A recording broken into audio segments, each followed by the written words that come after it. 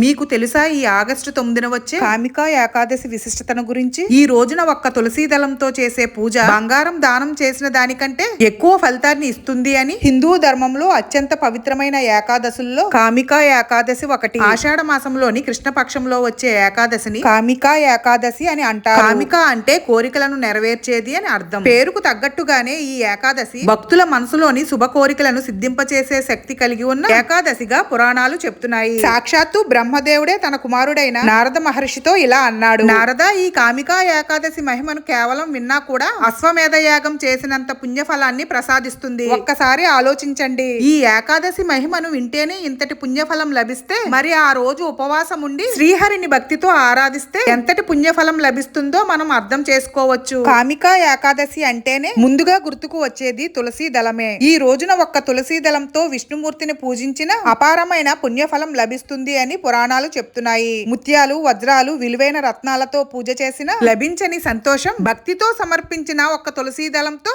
ఆ శ్రీహరి ఎంతో సంతోషపడతారట. అంతేకాదు, కామికా ఏకాదశి రోజున తులసి మొక్క దగ్గర నేతి దీపం వెలిగించి నమస్కరించిన వారి పాపాలను చిత్రగుప్తుడు కూడా లెక్కలోకి తీసుకురాడట. అయితే ఆ రోజు బ్రహ్మ ముహూర్తంలో లేచి స్నానం చేసి ఇల్లు, పూజా మందిరాన్ని శుభ్రం చేసుకోవాలి. శ్రీ మహావిష్ణువు మరియు లక్ష్మీదేవి చిత్రపటాన్ని లేదా విగ్రహాన్ని ఏర్పాటు చేసుకోవాలి. ఆవు నేతితో దీపారాధన చేసి తులసీ దళాలు, పసుపు రంగు పువ్వులను సమర్పించాలి. వీలైతే విష్ణు సహస్రనామం, లక్ష్మీ అష్టోత్తర శతనామావళి పారాయణం చేస్తే మంచిది. కుదరకపోతే ఓం నమో భగవతే వాసుదేవాయ అనే మంత్రాన్ని జపించినా సరిపోతుంది. ఈ రోజు వెన్నను నైవేద్యంగా సమర్పించడం వల్ల విశేషమైన ఫలితాలను స్వామి మనకు ఇస్తారు అని నమ్ముతారు. శక్తి మేరకు ఉపవాసం పాటించి రాత్రికి హరినామ స్మరణతో జాగరణ చేస్తే చాలా మంచిది.